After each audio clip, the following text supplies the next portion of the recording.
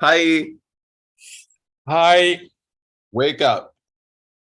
wake up and welcome to the Queer Network. Exactly. Grab your coffee, your tea, and we'll get right down to business. And wake the fuck up.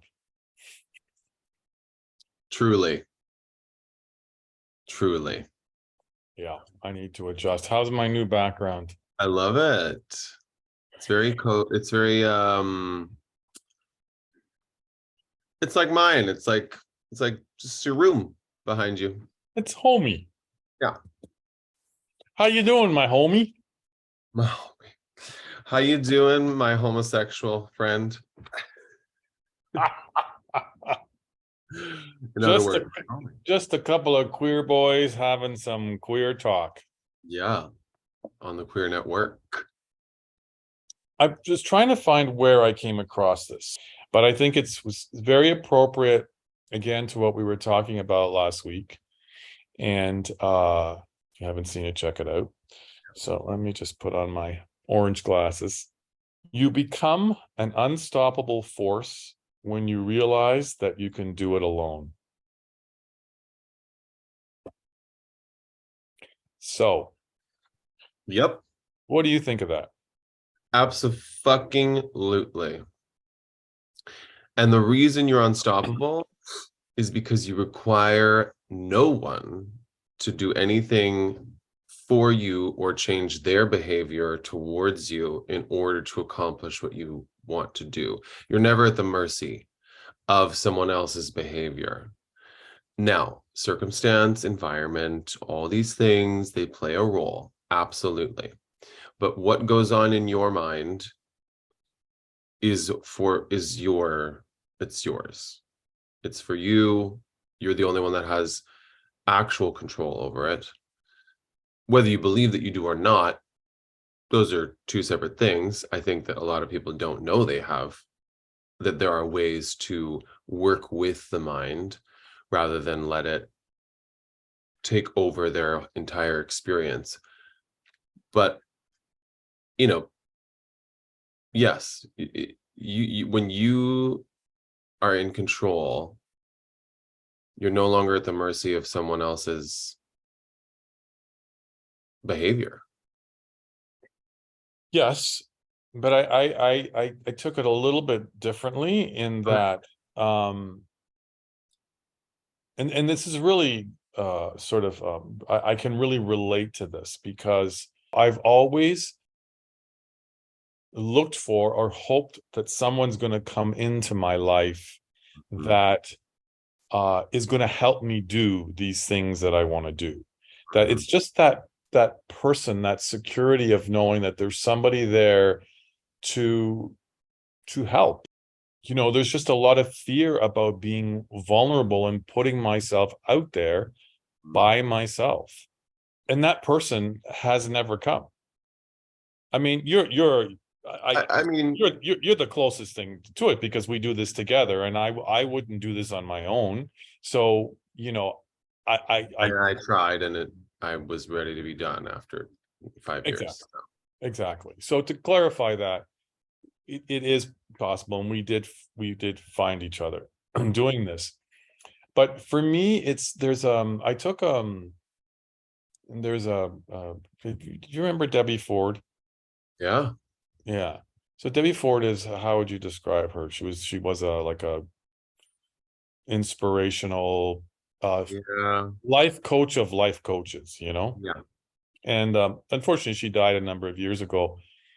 Uh but I remember going to one of her courses, and the thing and this is actually uh a different this quote I just gave you, there's another way to say it, and what she said in this, and it stuck with me, and this is like 10 years ago, is that nobody's coming to save you.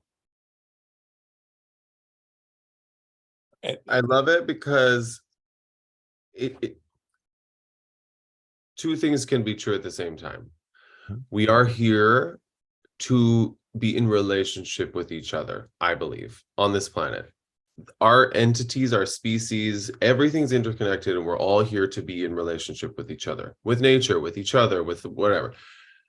But we are also individual entities that have like our body functions on its own without it doesn't need it doesn't even need the mind to function. There's so much unconscious um behavior going on, like to keep everything going. And I think we when we rely on other people or think that someone's going to come to save us, we'll always be waiting. Always. There's never going to be one person who can do it all for you because they're here to do it for themselves. Mm-hmm. You're here to do it for yourself. Mm-hmm. And that doesn't mean we don't like connect and like have lovers for a long time or even a lifetime or best friends for a lifetime or that person you can always rely on to call, to externalize things with, to process with. There's many ways to take care of yourself, but at the end of the day, there is no one here to save you but you. And if I could add to that, like part of this is doing on your own is also, because this has been big and we've talked about this a lot lately, is trusting in the universe. Oof. Trusting in that the universe, and surrendering to the universe, that the universe will bring you what you need. Mhm. And again, I've struggled with that because it's like people come and go, but if you stop and you think, okay, so that person came, and think about the reason and why. Yeah. Okay, and now it's time they moved on, and then there's somebody else, and it happens to me a lot. So if you open yourself up to the signs and what the universe brings you, and sometimes it doesn't bring you anything. Like you're in Mhm. a period where it's like, okay, universe, you're not bringing me anybody. You're not, like, I'm feeling very alone here, but you're supposed to learn from that. That's the way it's supposed to be. Yeah. Now, having said this, doing it alone, you do, like you said. I mean, we need, or maybe even we want people to be a part of our journey. We want people to be a part of our journey. And sometimes, these people are helpful and are, what's the word I'm looking for? Integral to this idea we may have. But at the end of the day, you know, if you really want something, you can do it, You're the one that's going to have to do it. you're the one's going to have to do it. Yes. Nobody's going to do it for you. And to add to your point, like there are also going to be a lot of situations that come about that you attract that don't necessarily feel great in the moment, but those are some of the biggest lessons that will carry into the next chapter, and you will live life differently because of those lessons that you learned through a painful experience or even through trauma. I mean, it doesn't matter how good your childhood was. And yes, some people have had a lot horrible, very, very, very bad childhoods, but everybody deals with a level of trauma as they grow up because our parents parented a different way than we parent now. So there's always a healing process going on as you continue to get older. And no matter what age you are, really, I think, if you're open to it. No, and we said this before, we're always learning, we're always experiencing. And I think until the day we die. And, to your point, I mean, it it's challenging, feeling lonely, Yeah. or feeling, or like waiting for, I mean, man, I mean, how many people out there can relate to that? Like, they're waiting for someone to save them, you Yeah. know? There's so many Or people. and what they're willing to compromise in order to let someone save them. Like they want that to happen, so they're willing to compromise a bit of themselves or a lot of themselves to let that person who think, and then there's people on the other side that want to save someone. They're addicted to saving people. Mhm. That makes them feel good. That gives them like purpose. Like I'm here to help people. And certainly we are all here to help people. But at the end of the day, I mean, we see this when we see anything to do with suicide, even, it's not anybody's fault necessarily. There are many factors that play into why someone didn't get the help they needed, but whether that help would have even changed something for them is something we'll never know, because no matter how hard in some situations people have tried to save someone, they still chose to leave. Exactly. I think it's like great to want to help people, but Of course. what I would add to that is, but not at your own expense.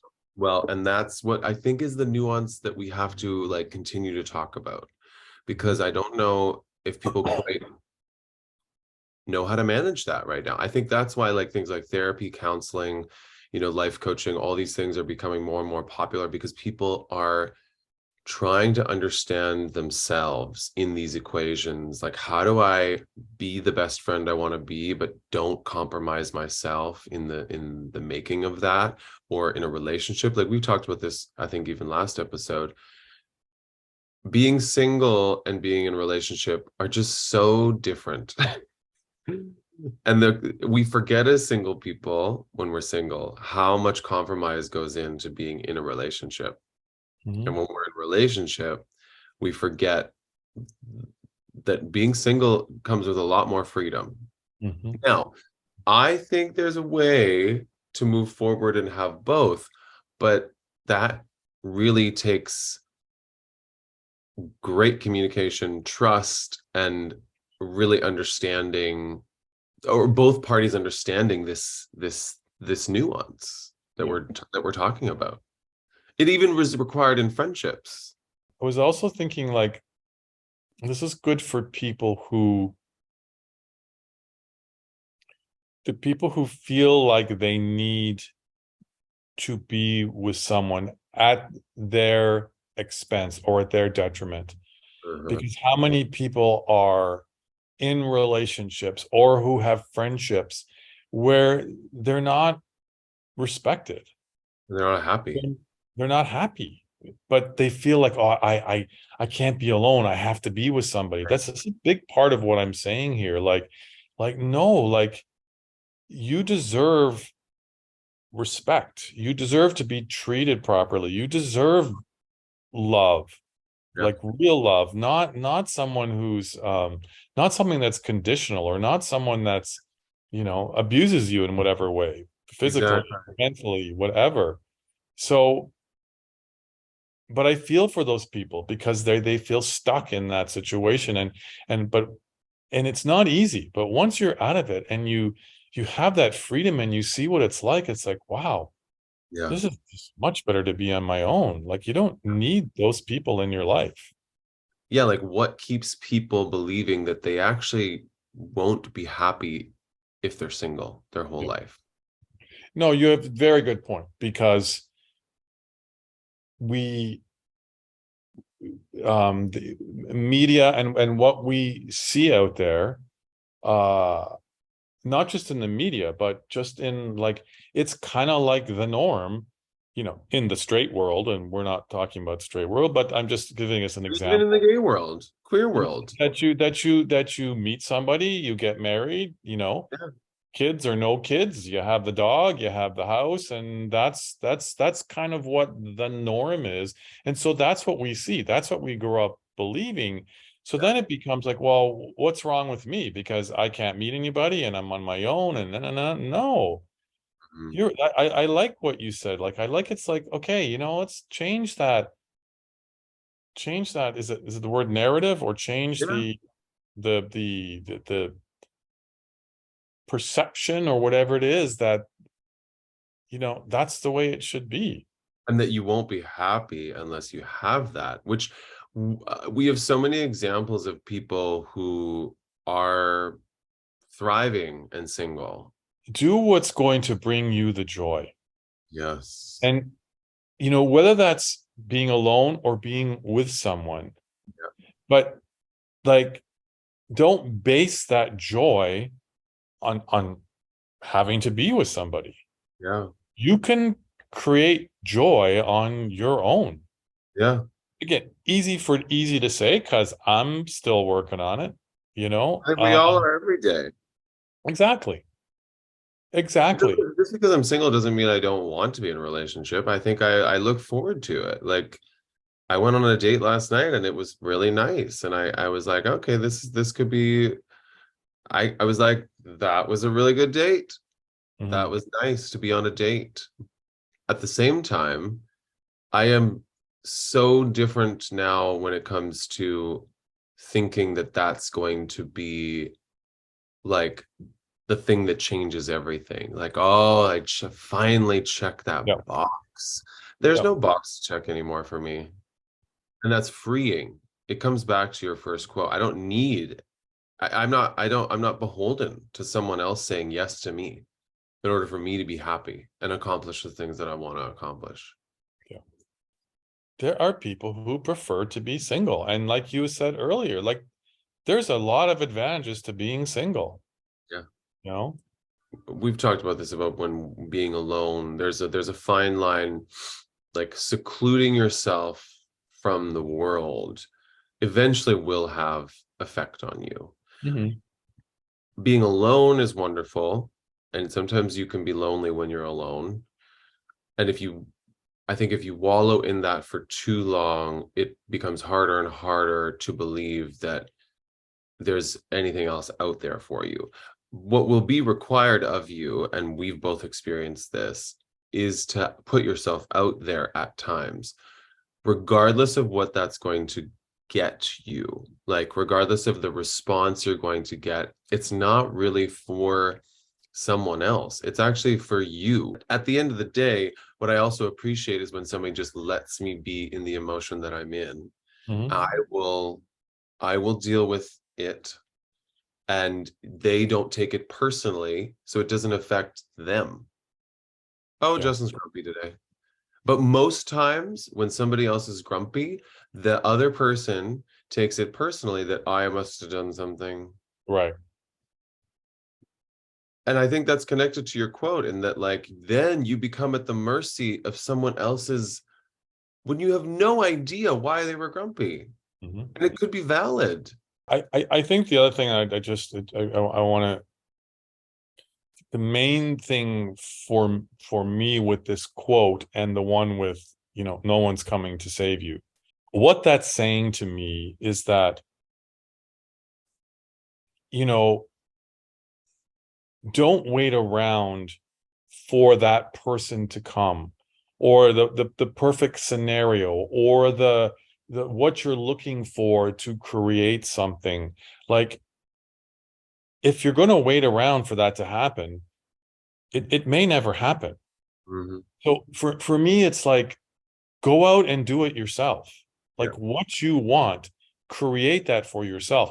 And again, it could be anything from a career situation or a person. Yeah, you're that thing that you're looking for is not going to come to you if you're sitting around in your house, sitting on your couch and doing nothing. Yeah. It goes to what you just finished saying. Like you need to also put yourself out there, but also don't be disappointed when it doesn't happen.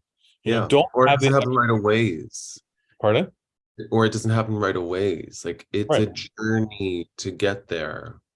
I mean, I don't think do you have anything else to say about No, I think that? that's perfect. I think it plants a seed.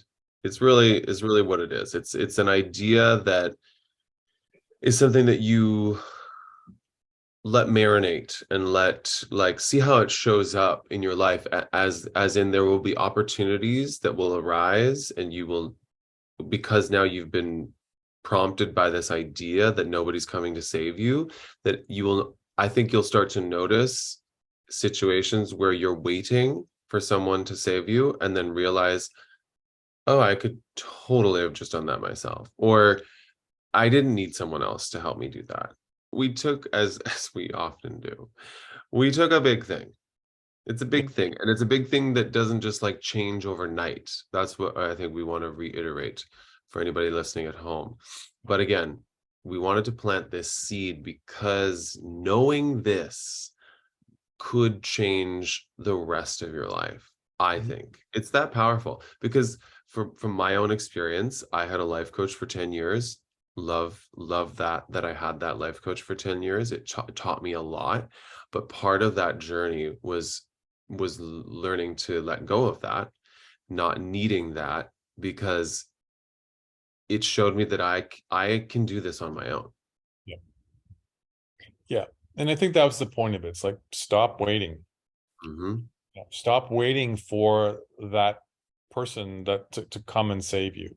Yeah, You know, because you know, you're always going to be at the mercy of that person. Then I've yeah, said it already, but that's just what will always be. exactly. Yeah. And for people to say, oh, I'm looking for my other half or someone to complete me. No, you are a whole. You Fully. are completed yourself, and you can do what you want. You Hmm. know, it's great to have people along for the journey. It's great if you have, if you're in a relationship and they support you. But at the end of the day, we're on our own. Yeah. So Yeah. that's what this was about. But yeah. So you want to tell everyone about something about what we're going to talk about next week? Well, next week I want to dive into something that like continues to just bubble up. It started like already in the summer, and I just started to notice it more and more and more, that it seems to me that within our own queer community, and specifically gay men, there seems to be this lack of support, and not even just lack of support. It's gotten to the point where it's like shaming and being really critical of our peers, to the point where it's hurting people's feelings, and they're not feeling supported, and they don't feel safe in queer spaces because they feel like they're going to be judged by by these gay men. um and I think it needs to be talked about by gay men, because it's not going to help for, I don't know if anybody's going to be listening that needs to hear this if it's not the people that are living in the experience, gay men being those people. So, it's connected to the real Friends of WeHo and Spoiler Alert and Bros. These are examples that I want to talk about next week. And I've even started hearing some people online start addressing this too. So yeah, stay tuned. Oh, it's great. It's again another big topic, Yeah. and it also goes to the whole thing about appearance. We've talked about this before, Well, about how important we as gay men make appearance. yeah. Like, And I'm going to get into some of the nuances of that next week, because I believe there is a lot of reasons why this is happening. okay, At the same time, it needs to be checked in the butt now before it gets too much. no pun intended. Yeah. No lube. Okay. No lube intended. Well, I, for one, don't know about you all, but I'm looking forward to that episode next week. Yeah. And thank you again, as always, for watching, allowing us to share with you Mm. um, kind of If you our thoughts. if y'all want to join us and you have Yeah. something to say, queer at thequeernetwork.com. We love talking, we love sharing this, but as even in this episode, as we were talking, I thought, boy, it'd be great to have people's opinions on what we're talking about. Like, are we just fucking totally, off base, or like, Yeah. on the agreement and not agreeing, like on both sides. Like, Mm. let's hear it. Like, Yeah. yeah, we love getting the comments, and thank you for doing that. But just come on and let's talk about this stuff, Exactly. So, all right, my friends, love you all Love you out there, too. and we'll see you next week. And remember, Keep it queer and wake up, why don't you? And use bye. lube. And you just said before, don't lose Lou. But that's what it feels like people are doing. They need to be checked in the butt because they're not using lube. It's a metaphor. Okay, we'll leave. It'll make sense next week, I promise. Can't wait. Yeah. Bye. Bye.